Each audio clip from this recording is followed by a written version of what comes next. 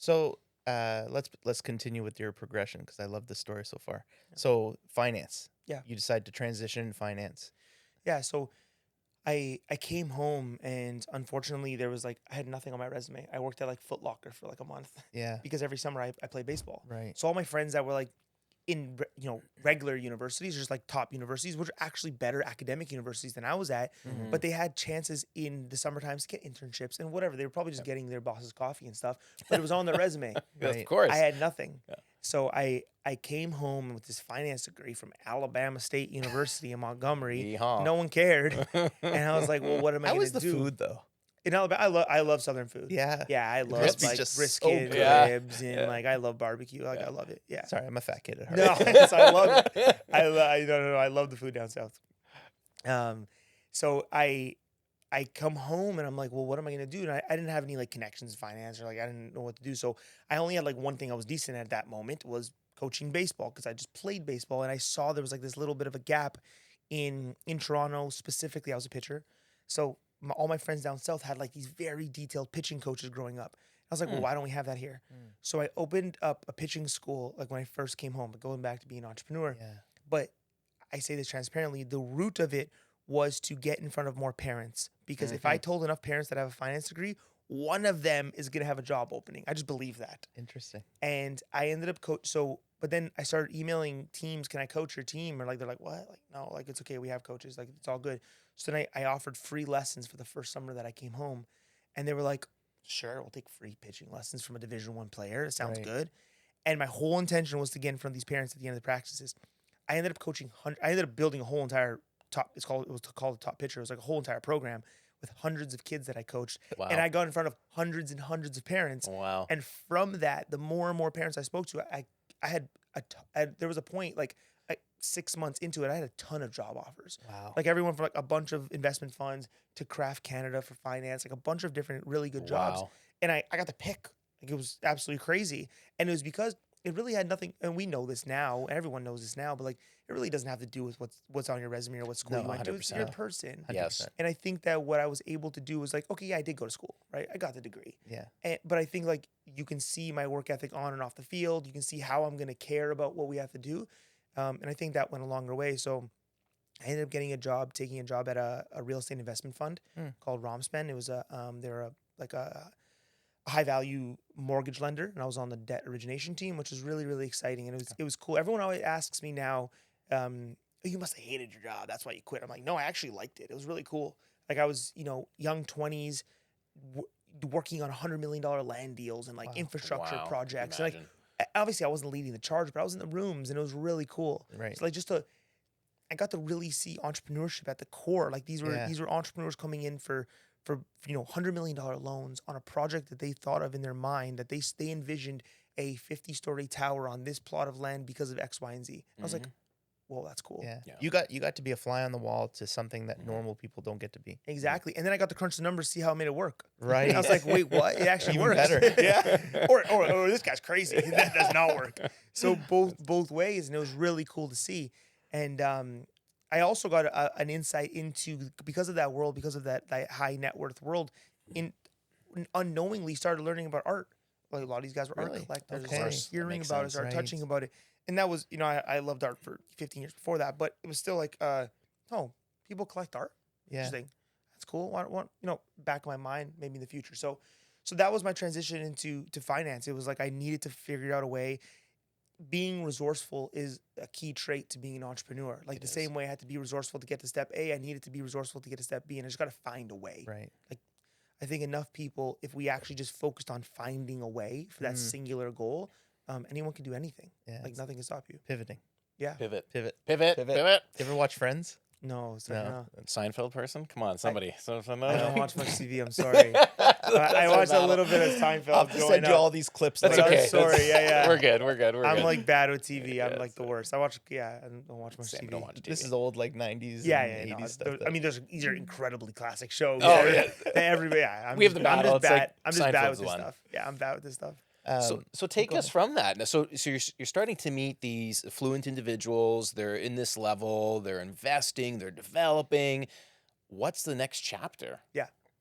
So I'm in finance and I'm working in it. And I told her briefly before that transition of when my uncle passed away, I came home and I got all of his old art, his poetry. Mhm. So I was still living at home at the time. My parents had this little greenhouse when my grandparents were alive. It was a very, very small, like 100 square foot greenhouse, just with dirt and plants.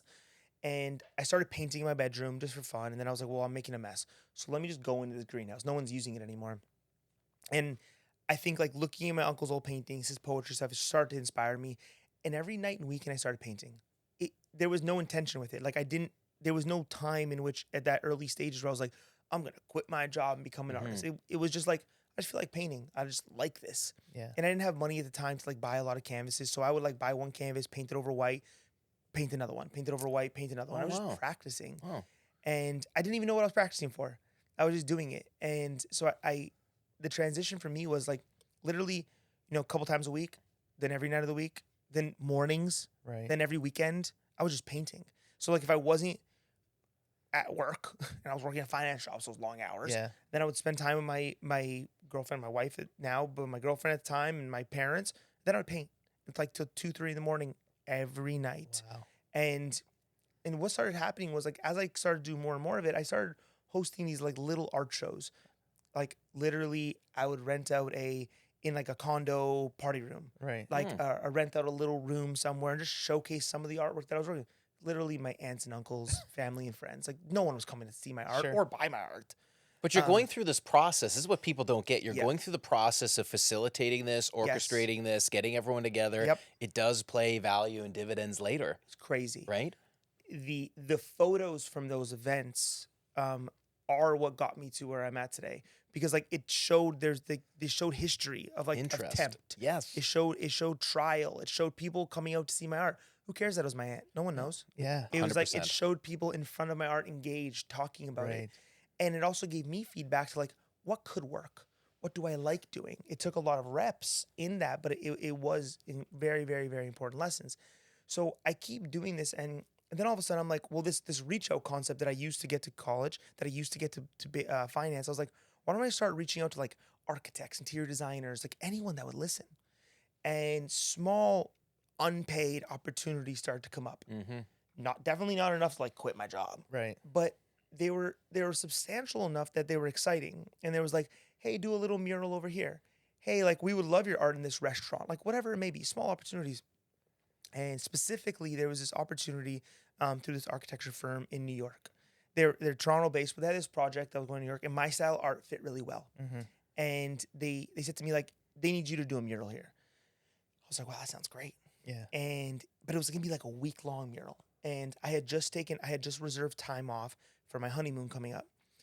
And I remember going to my boss, this was a couple months before my wedding, and I remember going to my boss and saying, you know what, I gotta go do this. I actually had the time off. And he was a great guy, so I'm not talking bad about him, but I had the time off. I'm gonna take a week off, go to New York, do an art mural. And he's like, art? He's like, you're not an artist. Looking back, he wasn't Just like being that. mean. He wasn't like that, yeah. he was just being honest. He's like, what are you talking about? Didn't know your you're not gonna, interest, like- your passion. Yeah, you're not gonna go do a mural. And I was like, damn, he's right. Like, what am I even thinking? Like, I'm gonna like leave Toronto for a week to go do an art mural for like Yes, you are. $1,000 Yeah. when I'm Yeah. making a good salary. This Yeah. is crazy. Right. So I turned it down. No way. Yeah, I turned it down. So 2 months later, that same architect calls me and he goes, hey, listen, that project's opening up next week. And the artist that we hired flopped on us. Like, long story, they need you to do this. It was a Wednesday night. It was the night that I closed on my first house, that townhouse. It was the week before my wedding. So like the full next week was my wedding. And I was like, I'll be in New York tomorrow. Wow. I went to my boss I'll be in New York on Friday. I went to my boss on Thursday. I said, I'm so sorry, but I am pursuing art full time. And he was extremely supportive because I went all in. And when you go, and as we know, when you go all in on something, everyone around you starts believing it. Yes. When you're like half-ass, you're like, I don't know this. No, you have to go absolutely all in on your goals Yes. for everyone else around you to start believing in that. And that's what happened with me. I said, I'm doing this. And literally the next morning I was in New York, and Wow. I've never looked back. So, but it was actually crazy timing because it was a week for my wedding, and Yeah. like the night it was the worst Yeah. timing in the world. That's Sorry, why honey. you never. I gotta leave. Yeah, I'm so grateful. Like, my wife is so supportive. She's fantastic, and I mean that's why we've been together for so many years. But Right. she's like, of course, let's do this. And then So, but yeah, that was the transition into art. It was like that was a tipping point, but Wow. there was like there was 5 years of me painting where like no one really cared or knew. And I Right. was just like, but I was like you mentioned, like I was building that like Yeah. the formative blocks to Mhm. get me to Yeah. where I was. I Basi- want to. Sorry. I was gonna say, basically, you're the iceberg. You know, they always say Yeah, that the yeah, top part's the least visible, but yeah, you just kept showing it for that 5-year period. But underneath was just this power yeah, waiting to be unleashed, and it took that. Hey, we're calling you again. yep, Yeah. Get to New York, and you're yeah, like, that's it. yeah. That's it.